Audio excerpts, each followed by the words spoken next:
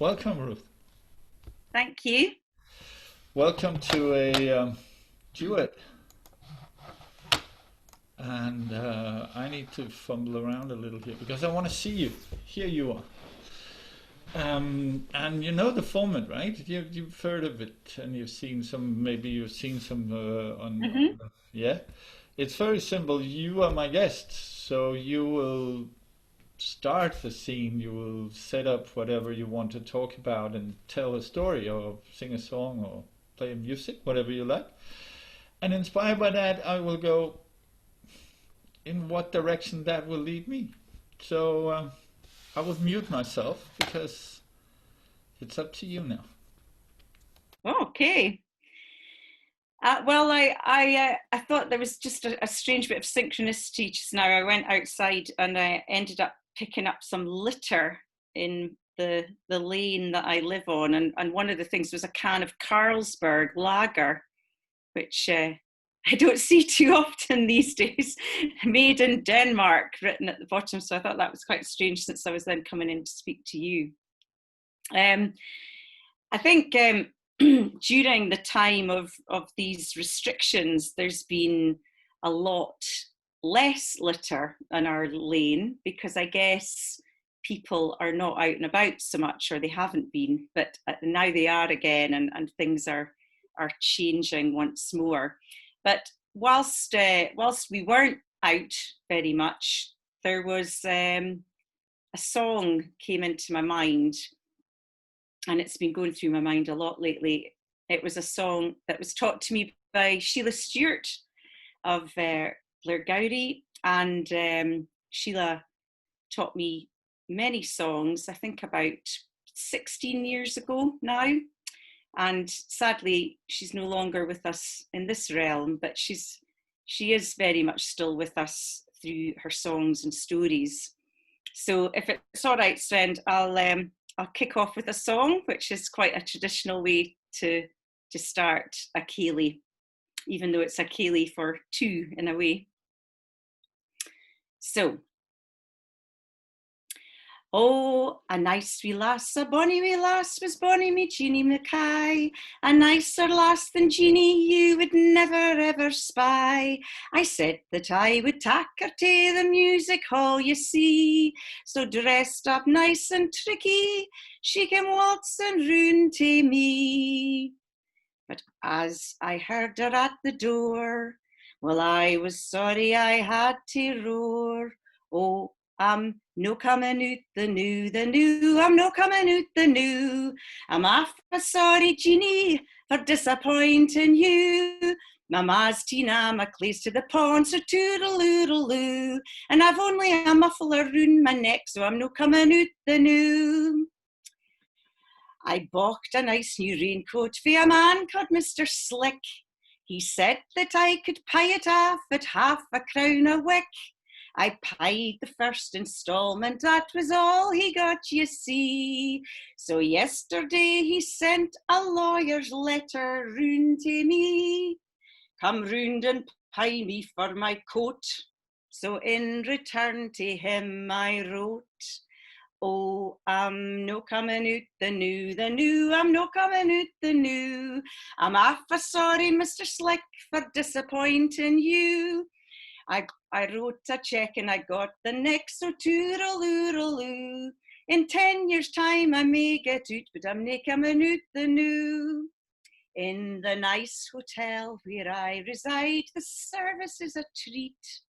But the bugs come running out when I lay down to sleep. Oh, I canna get a wink of rest. I think it is a shame. So I bought some Keating's powders just to spoil their little game. Last night when I lay down to bed, a million little voices said, oh, we're no coming out the new, we're no coming out the new. You put some Keating's powder on the bedclothes, that is true. And if we come out, we'll a be deed, so toodle-oodle-oo. We'll hear revenge under their neck, but we're no coming out the new. No, we're no coming out the new, we're no coming out the new. You put some Keating's powders on the bedclothes, that is true. And if we come out, we'll a' be deed. That'll never do. So we'll hae revenge another night. But we're no coming out the new.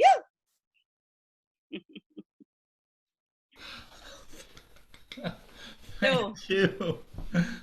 for many weeks we were no coming out, when we are coming out a bit more now, but Yeah. that song's been on my mind, yeah. And we have to take care because. Yes, yes. So, I Beautiful. don't know Thank you. if you want me to do a wee story as well just now, or if you want to go next, Svend, Well, or... you can go for a wee story. Oh, Definitely. Definitely. okay. Yeah. Well, the other one that the dog's just moved to sit next to me. She's probably wondering why I'm singing. The story that was kind of been on my mind is, it's not one that I tell very often. It's a story that comes from the Perthshire area, and there was a woman whose name was Murray, and she was very, very interested both in preserving Perthshire Gaelic and also writing down stories, recording stories.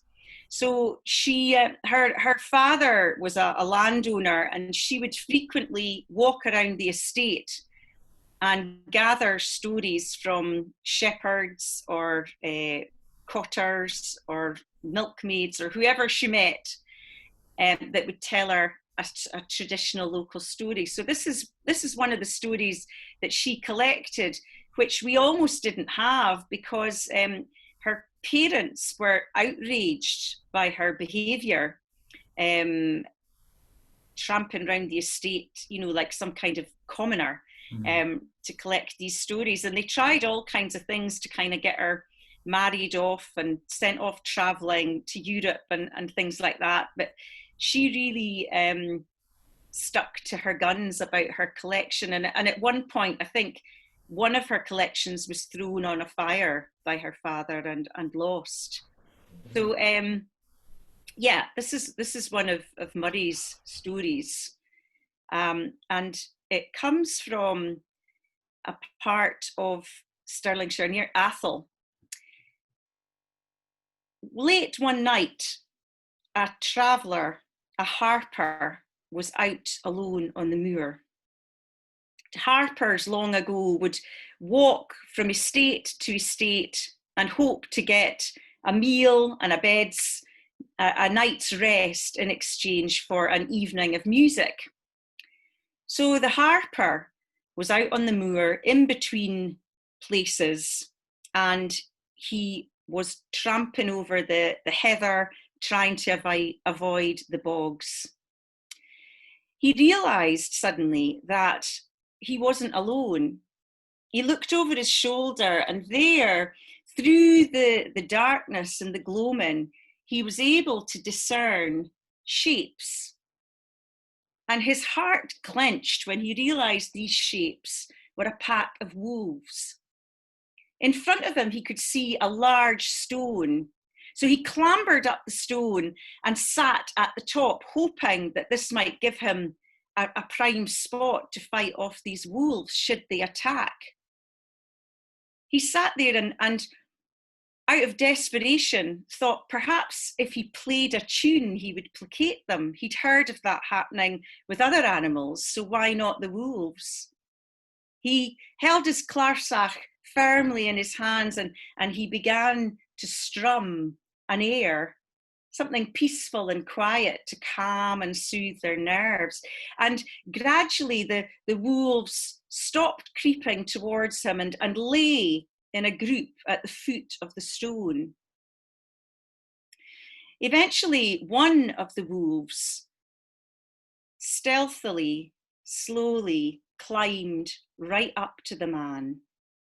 But instead of being aggressive, he merely turned over his paw and showed it to the man. Even though it was dark, the man could see a red lump on the pad of the wolf's paw, and within it, a black thorn. It was as if the wolf was asking the man to remove the thorn. So intuitively, he reached out and pulled out the black thorn. Immediately, the wolf clenched its claw, drew its leg back, and slid down the rock, and then began chiding the other wolves to be gone. Well, that stone is known to this day as Clach na Clarsach because of that incident. Well, the man managed to settle his nerves. He gathered his things in his clarsack and he carried on his way. But that incident stayed long in his mind and weighed heavy. Months later, the man found himself in a bustling Falkirk. It was the day of the mart, and all the country folk had come in to sell their wares and buy others' goods. As he pushed his way down a busy thoroughfare, a man stepped up to him with fine clothing, a top hat, and a smart dark suit. He smiled when he saw the man as if he knew him. He chatted and then invited the man to accompany him to a tavern, to a house, for a beer or a dram. Well, the harper wasn't going to refuse that offer, so off he went.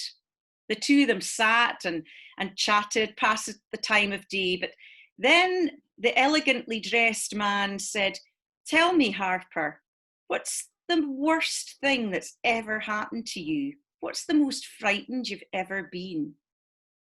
And the harper immediately recalled the night at Clach na Clarsach. And he told the story of the wolves and the strange incident with the black thorn. The man smiled and looked at him with kind, gentle eyes, then reached out his hand and showed the harper, a scar on the pad of his palm. He said, "You saved me that night from a curse that had been put on me by an old wily wizard.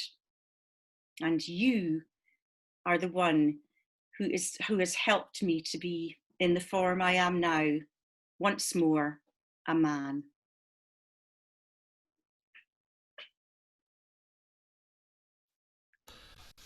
Oh, what a story! Thank you. What's the name of the stone? Clach na Clarsach. I think it would be Rock of the Harp or the Harper. Harper. Wow. Ooh, thank you. You're welcome. Apparently, there's lots of words in Perthshire Gaelic that's different from other regional Gaelics. So it's I think it's one of the least spoken now. That's the radio I listen to in the afternoon. That's radio BBC Gaelic. Ah, Trying to get just a few hints here, but the music is just beautiful. It's yes. singing and traditional music and so on. So it's BBC Gaelic when I'm alone here in the apartment, and I just Hard, isn't it? love to hear the words. Yeah. Beautiful. At the beginning of the restrictions, I thought, oh, now, like a lot of people, I thought, oh, now is the time to learn another language, Yeah. and really I should learn some Gaelic because I'm from the northeast of Scotland where, the region I come from, we speak Doric, not Gaelic.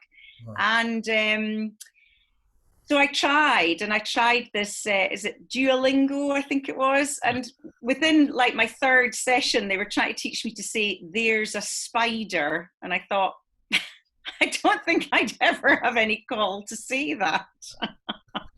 No, Duolingo is odd. It's really odd. So I gave up.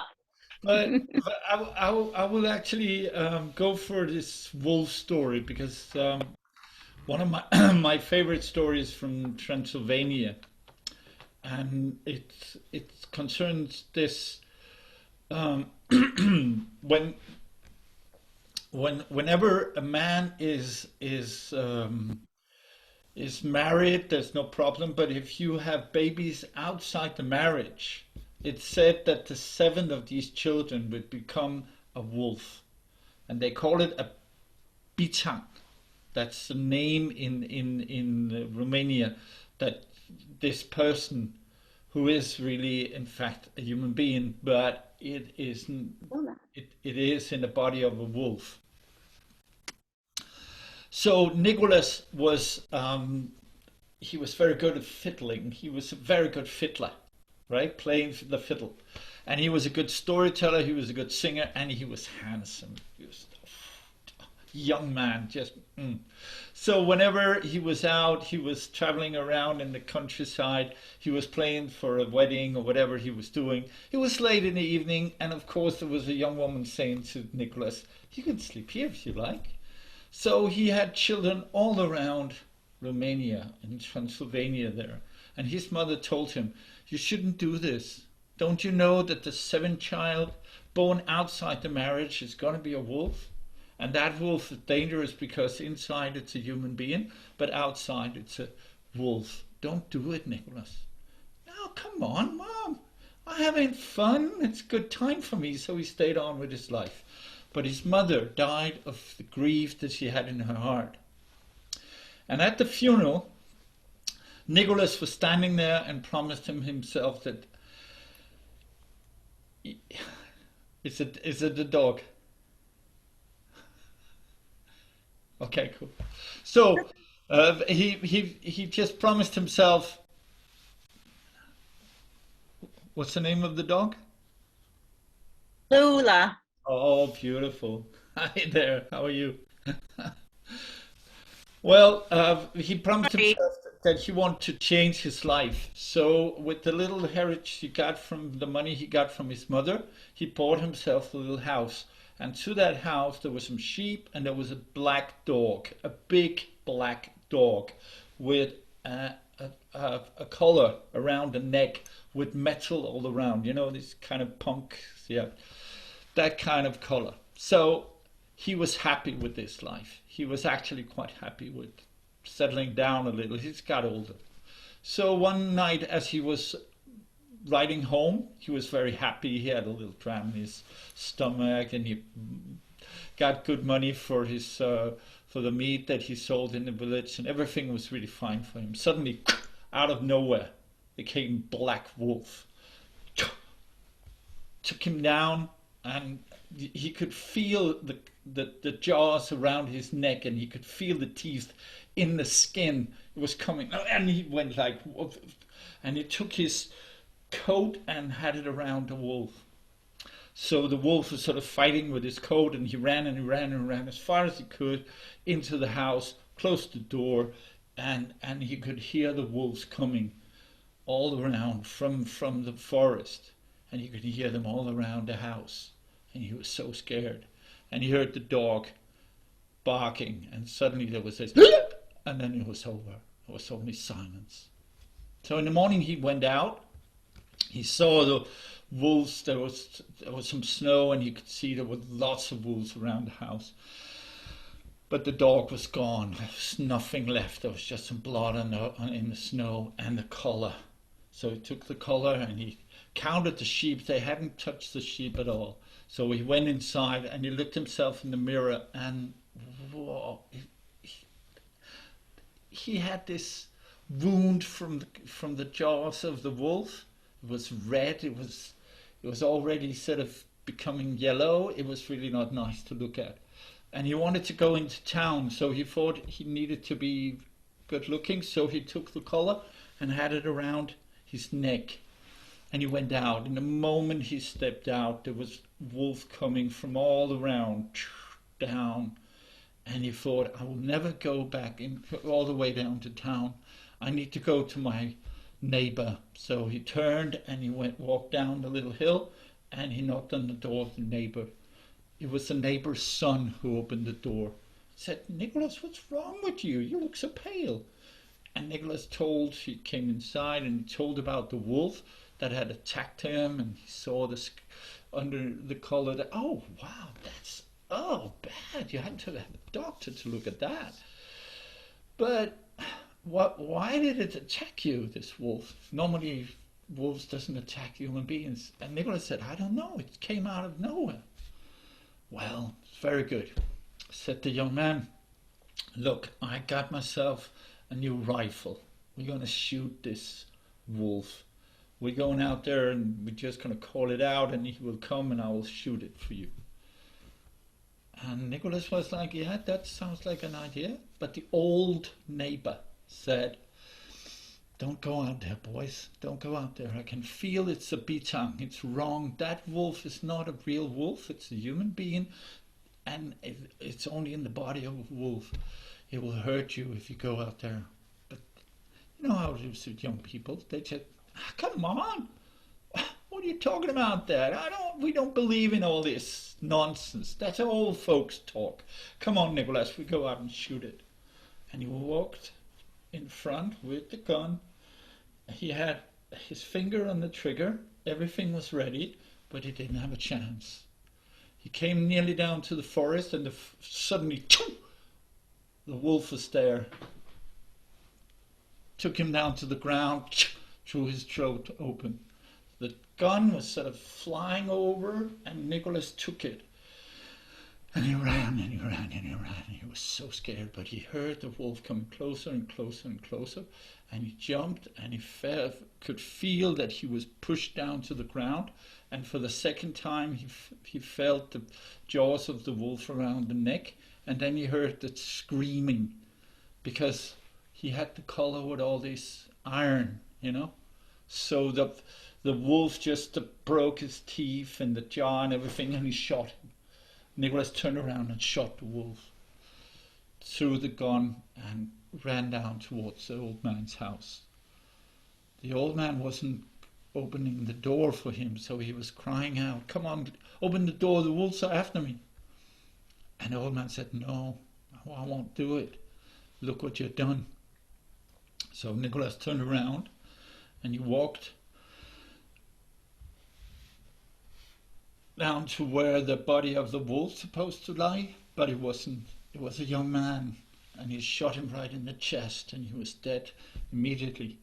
And when Nicholas looked into the face of this young man, it was like looking in a mirror, but much younger. And he understood that that was actually his son.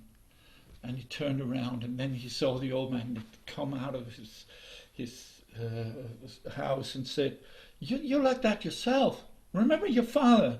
He was just having babies with everyone. So he shot. And Nicholas threw himself to the ground and wanted to explain to him it wasn't like that. It's not true. Then he saw what happened to his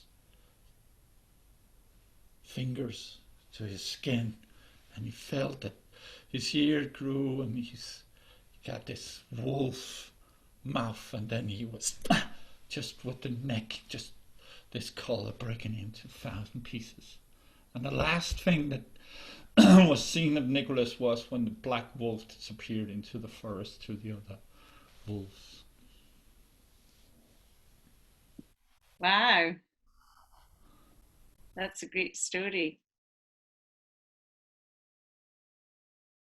Yeah, it's one. Yeah, I've from the first time I ever read it, it was like it's been with me all the time. Yeah, Mm. something going on there, and it's dangerous as well. It's a Mm. story. Hmm. I think I'd quite like to turn into a wolf, but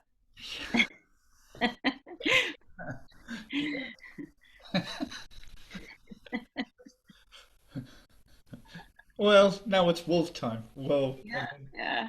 yeah, and I think you must have attracted Lola with that story, you see, oh yeah, she's so quiet. because it featured a black dog. She must Mm. have thought, "Oh, I'm going to get up and get in on this one." Yeah, 'Cause exactly. she doesn't usually want up when I'm speaking on Zoom because I'm on the computer quite a lot, and she Yeah, usually just lies at my feet. But but she wanted to be yeah, there with the story. yeah, she was crying. She wanted up, so she knew it was a doggy story. So, do we have a story for me then by this? Yeah, well, Mm. I'm sort of thinking, in one way, it makes me think about shapeshifter kind of stories, you know. Um, so yeah, um,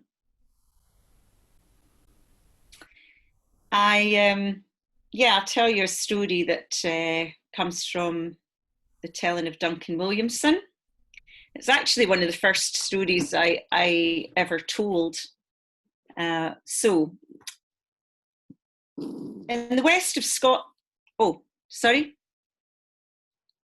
you're on mute, Sven. I can't hear what you're saying. It's just whenever I hear of somebody mention Duncan, it's always my mind goes to when I met him for the first time in 1996. I didn't know anything about Scottish storytelling or anything, but I was a driver for the International Storytelling Festival in Lyra I in Yeah. Roskilde, and I drove him, and he was the kindest man.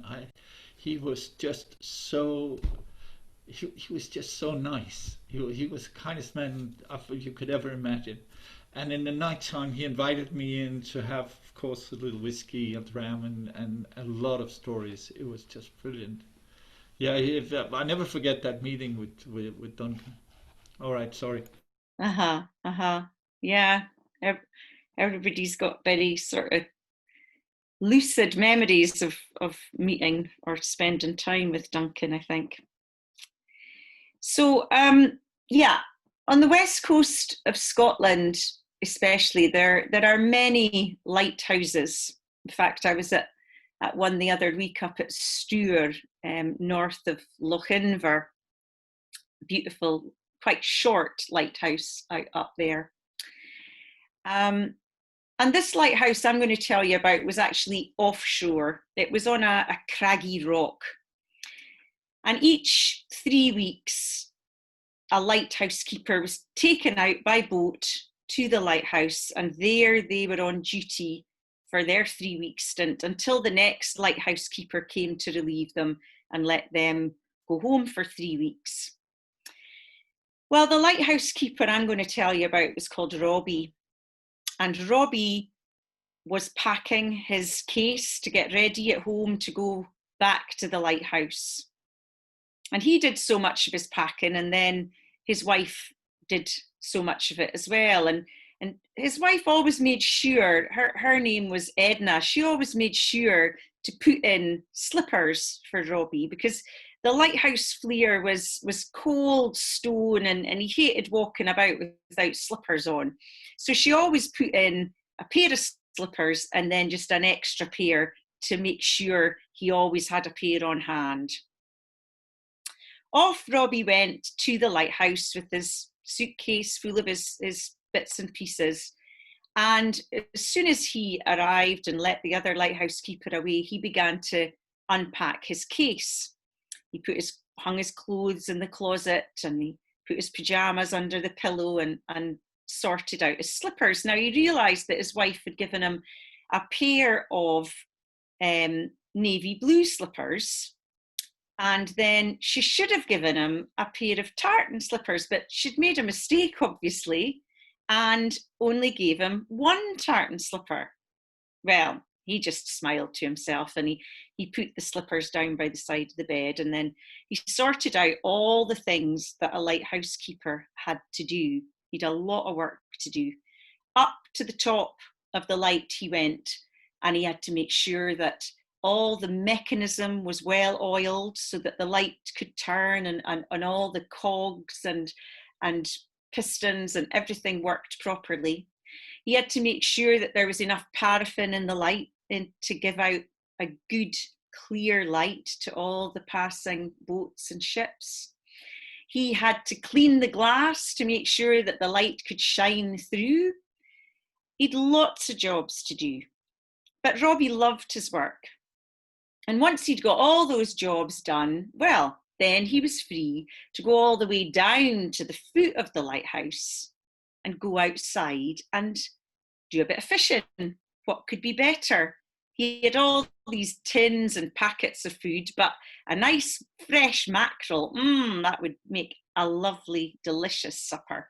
So he took his rod outside, stood on the rocks, and began to cast the line as deep as he could to try and catch himself some mackerel. Well, it wasn't long before he had a bucket with half a dozen mackerel, no bother. But then, to his surprise, out of the corner of his eye to the right, he thought he saw something moving in amongst the rocky outcrop that he stood on. At first, he thought maybe it's just seaweed moving in a bit of a pool of water. But when he looked more closely, he realised there was something. So he tramped his way over the rocks, and reaching out, he saw underneath the weed there was a seal, a young seal. And he couldn't see that it was injured in any way, but its large, sad eyes looked up at Robbie pleadingly, and he could just tell that it wasn't right. There was something wrong with it. So he scooped it up into his arms and he carried it up into the lighthouse. Well, now, in a lighthouse with a seal, where would you put it? In the bath, of course. So he put the seal into the bath, put some water in, and he began to offer it some wee bits of mackerel. Well, on the first night, it wouldn't eat at all. It just seemed happy just to lay in the bath and rest. But Robbie saved some of the fish, and the next morning, when he tried to feed the mackerel to the seal, well, its sharp little teeth nearly grabbed the hand off him. It was delicious. It took the fish no bother. And Robbie thought, well, that's good. It's obviously feeling a wee bit better, but it was still very limp and weak, and its eyes just didn't have any shine to them at all.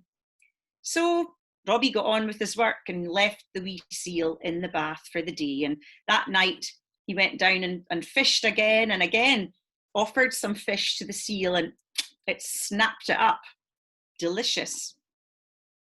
Well, after a couple of days, Robbie thought the seal was looking a bit better. It did begin to look a bit more alert, and its eyes were more sparkly. And so he said, come on, my wee crater, let's see if you'd like to have a walk about in the living room. So through to the living room they went, and it was this cold stone flare, like I told you. So it was ideal for a seal, and it began to gradually flap around on the floor. And as it walked around, it made a sort of flapping noise like this. So Robbie decided to call it Flappy.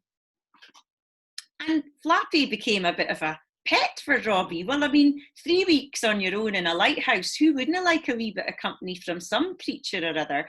And this little seal began to look up to Robbie like a dog would, and he stroked it, and he began to think of little games he could play with it to entertain himself. So he started to take one of his navy blue slippers and throw it across the room. And Flappy, well, she would flap across and pick up the slipper in her mouth and then flap all the way back across again and drop it at Robbie's feet, just like a dog. In fact, not even like this dog, because she wouldn't even do that. But he had great fun with Flappy. So then he thought, I wonder if she could get 2 slippers. So he threw the navy slipper and then the other navy slipper, and sure enough, Flappy flapped across the floor, got 1 and then 2 and flapped back across and laid 1, 2 of the blue slippers at Robbie's feet. Well, he was fair tickled with this. So then he thought, I wonder what would happen if I threw 3 slippers. Ultimate challenge. So he threw the navy, the tartan, and then the navy. Well, Flappy crossed the floor, flap, flap, flap, picked up the navy, the tartan, the navy, and brought them back and laid them at Robbie's feet. The navy, the tartan, the navy. Well, he threw them in various orders then, but however he threw them, she always laid them at his feet in the same order. The navy, the tartan, the navy. Well, Robbie just began to think, after a few nights, there was nothing wrong with this seal. If it could run back and forth across the floor and pick up slippers, it was obviously fully recovered. And the right thing to do with a wild creature would be to release it back into the wild. So it was with a heavy heart the next morning that Robbie lifted the wee seal out of its bath and took it down to the craggy outcrop where he'd found it. There, he bent low at the water's edge and gently laid down his wee pal.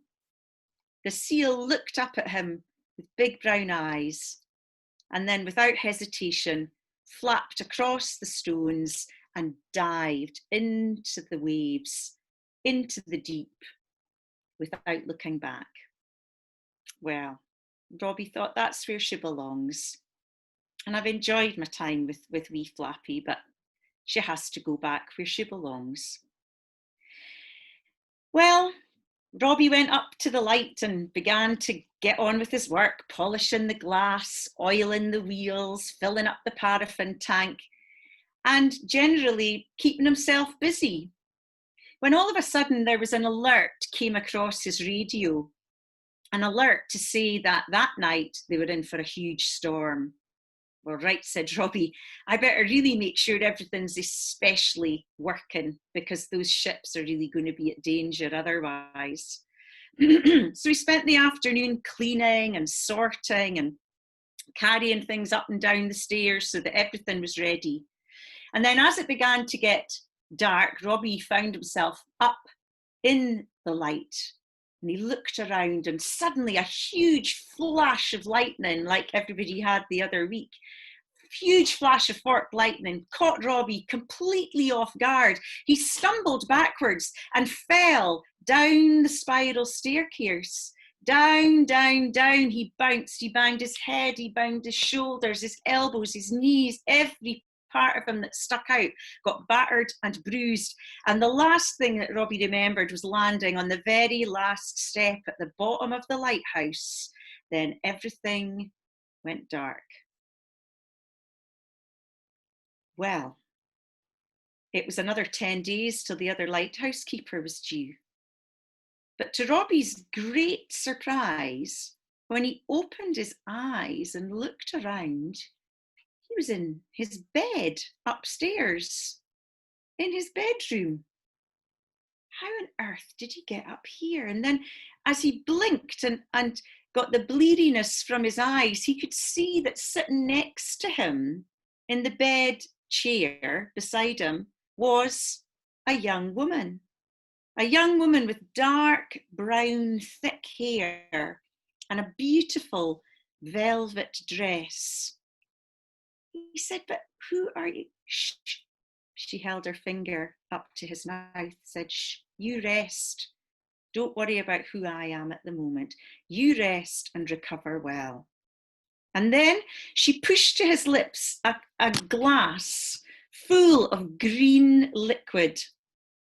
Oh, it looked disgusting and it smelt like the depths of the sea, but she pushed it to his lips and cradled his head gently in her hand.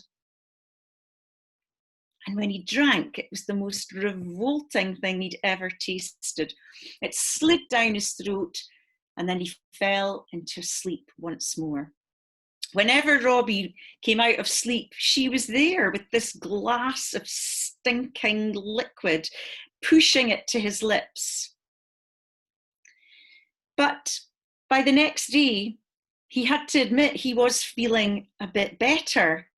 And the day after that, stronger still. And at last he said, no, please tell me, who are you? Where have you come from? What's your story? And the girl said, I was in a boat during the storm.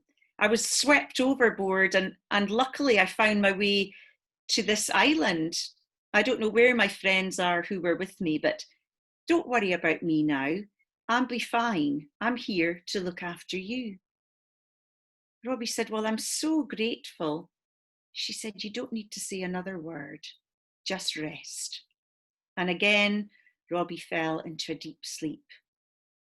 But day after day, he did feel better.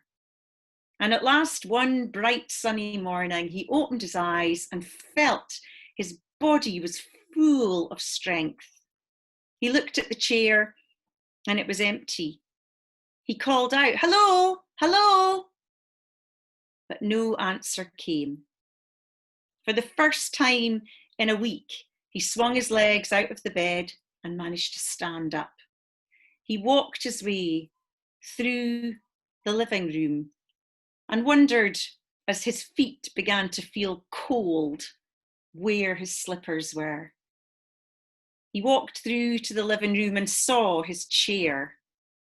And there, at the foot of the chair, sat his slippers, one navy, one tartan, and one navy blue. And that's the end of my story. Wonderful. Oh, It's a green glass. yeah, green. I could when you spoke about this, oh, it really was in my mouth and in my nose. Everything was like ah, but I'm sure it helped him a lot. Yeah, thank you. Oh, it's wonderful. It's a wonderful way to spend an afternoon, right? Yeah, Just not too hearing, shabby, as they say. yeah, the Kaylee. To wrap up, for yeah, I'm actually going to do a jump because when you sang your song, I had a memory from my childhood. Uh-huh. Um, what's it called? The crispy pork skin. Crackling. What? Crackling. Crackling. Yeah. I'm going to do a little Duolingo with you because now I'm going to teach you a Danish word Mm. called flæskesvær. Fläschgeschwell. Yeah, it's not bad at all. Flæskesvær, and it was one of my favorites when I was a child. I loved the salt and the crisp. Mm. It was just so Yeah. wonderful. Yeah. So when the I was about must have been 5, 6 maybe or something like that, and I knew that Kai, one of the bigger guys, he was about 10 or something like that. He wasn't a not company. You shouldn't go there. You shouldn't go with him. No, no. But one day he asked me, "I'm going to the butcher. Would you follow me? I don't want to go." I was the only child around, so I ran up to my mom and said, "Can I go with Kai to the butcher?" And she was like, "Kai with the yeah, all right then. Nothing can happen. It's just up. We were down at the bottom of a hill, and we just have to go up to the hill and turn right, and there was a butcher. That wasn't that bad." He had with him a note, like what he wanted from his mother, all kinds of things. And then when she was just about making the little packet, he said, and one for 1 krone also flæskesvær. Crack it. And I knew that, wow, what a day. That's gonna 1 krone was about this big bag, and it fitted perfectly. We were not supposed to talk to each other all the way down, but it was enough for us to eat constantly all the way from the butcher and down to the bottom of the hill. It was wonderful. What's a piece of paper called where you have all the sum of the money that The you receipt. yeah, receipt. The receipt. What happened was that he took this receipt and threw it in the bin. And I was like, what was that all about? Oh, well, then the smell of, and we started eating, and he arranged the packet. So it was a wonderful sunny day. We were walking. It was happiness. I loved it. I just loved it. But when we came up to Kai's mother, she looked at this package and immediately she said, "But it's been open. Have you bought something that you're not supposed to? What what's going on with you? can't I even let you go to the butcher without you're cheating on me, and it's not nice, guy. Look at me. But he was not looking at her because he knew that, the smell of this fläskesvær was everywhere. He was just going like it. But then at one point she turned to me and said, Svend-Erik, did you buy something that was not on the list? And I was like, I knew if I told her the truth, nobody would play with me, because you don't talk you don't say anything like that. Sladre, it's called in Danish. On the other hand, my father Clipe. told me, We say clipe. Clipe, yeah, tell the truth, right? Tell the truth. And I was like, in this, what I'm gonna do? The door was behind me, so at one point I just opened the door and ran away. I was just going, I don't want to be here anymore. So I ran inside in our apartment. I ran inside and I said, we were sleeping in Bunker's bed. And my mother came in and asked me, what's going on? We were never inside the house when I was young. Why should we be inside? It was a boring place to be. But I was sitting there and like, no, it's all right. And then she said, what's going on? What's happening with me? Look at me when I talk to you. And I looked at her and immediately she said, why do you smell of fläskesvær? What's going on? And I just cried and I told her the story. And she said it was okay. It was okay for me to run. And I never got that. I still don't really understand why it was okay. She actually told me, if you are in a situation like this, it's okay to find a third possibility and just maneuver your way out of it. So that's good advice, isn't it? it is. Yeah.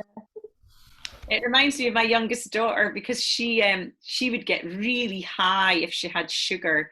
So me and my eldest daughter would sometimes have a sneaky bit of chocolate, but then we'd go back to her and she'd say, I smell chocolate on our breath. Like, no, I don't think so. But it's been wonderful talking to you. Thank you so much. You too. Yeah. I hope to see you around when things are getting a little bit more. I know. Yeah, I think the storytelling center is actually opening now, so yes, things happen around. Who knows? Yeah. Ruth, thank you so much. Take care now. Okay. All the best. All the best. Bye.